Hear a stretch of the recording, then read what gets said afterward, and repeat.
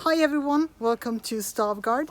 This is a Viking Age village. We have the first building, it's from the 500s circa, and if we back a little bit up here, you will have the farmstead itself with most of the buildings from the Iron Age.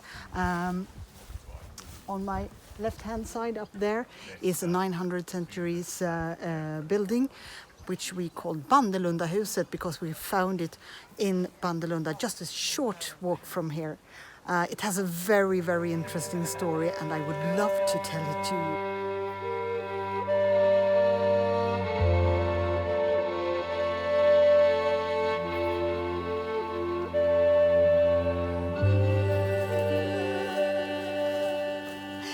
Hi everyone, and welcome to beautiful Stavgard Viking Age Village.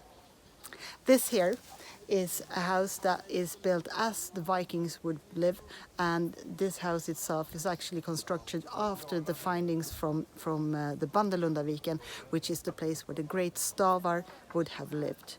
Stavgard buried his treasure very deep in the ground. Actually, he buried it inside. So when the archaeologists excavated his house, 4 pots of silver were found in the floor. Come inside.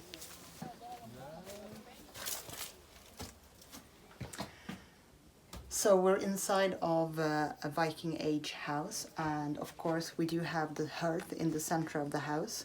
This living quarter is a bit tiny. I would say it would suit about 4 people in here. Of course we do have everything that you need. We have the sleeping quarters, raised beds that would make you comfortable and warm. We have the hearth in the middle, and of course we have some storage facilities and the dining room table.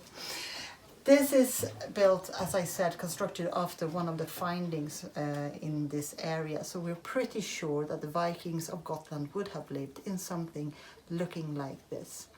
If you were not as rich and famous as Stavgard himself, you would also have your cattle living in the same building. But of course you would have a door between you and the cattle, because otherwise it would be not very comfortable. The heat from the animals would, on the other hand, actually keep you warm during winter, so it does have its perks. So, welcome through. Over here we have the hearth, where we do almost all of the outdoor cooking, and we also have our beautiful smithery where our smiths are working.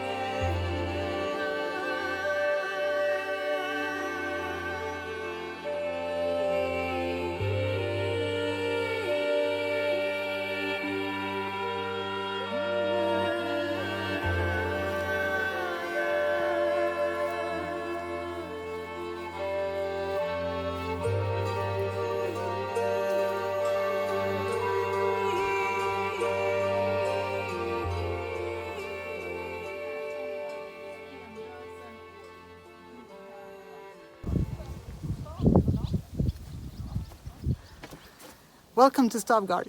This is a Viking Age village, but we do have one house that is older than Viking Age. This is a long house from the 500s approximately, and it's built out of massive stone walls with a huge roof. As you can see, there's plenty of things growing on the roof as well. It's a heavy roof, and it's very, very good during winter time, when this structure actually keeps you warm all winter. Let's go inside.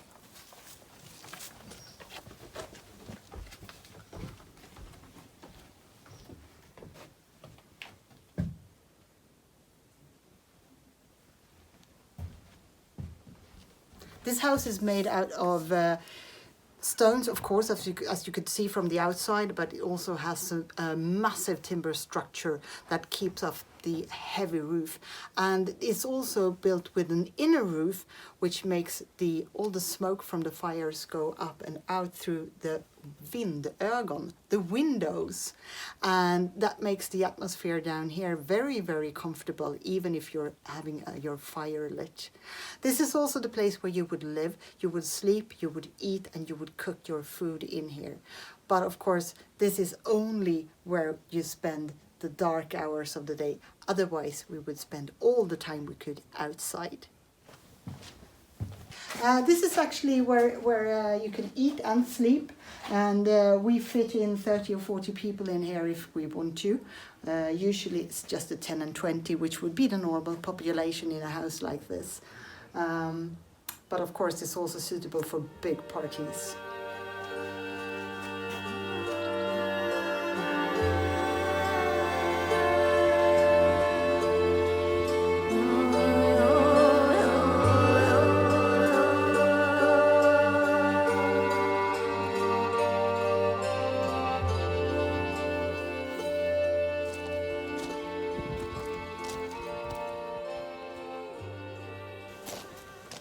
So, hi everyone and welcome to Stavgard and to my favorite house. This is actually a house that I live in when I stay here. So we're usually used this for crafts and for wool crafts, and you will see that it has a lot of textile things in it.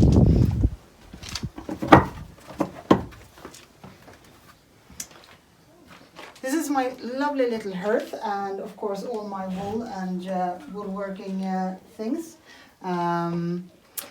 It's a very cozy little house, and one of the houses that has a great light in it, and this construction would actually originate in around the 900s and over to the 1000s really. So it's borderline medieval, Swedish medieval houses, and these kind of houses were actually built all the way through the 1900s, and they are excellent because you can actually pack it together and just lift everything up, pack it together, move it and place it somewhere else. So from an archaeological view, this is horrible. It leaves no traces whatsoever for archaeologists to work with.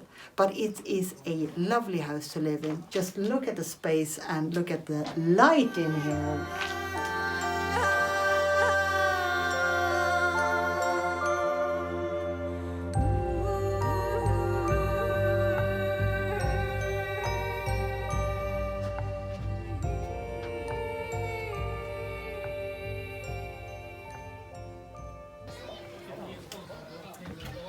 I'm actually learning how to weave Viking style, and this kind of weave would actually, if you work hard enough and long enough, be made into the Viking Age sail.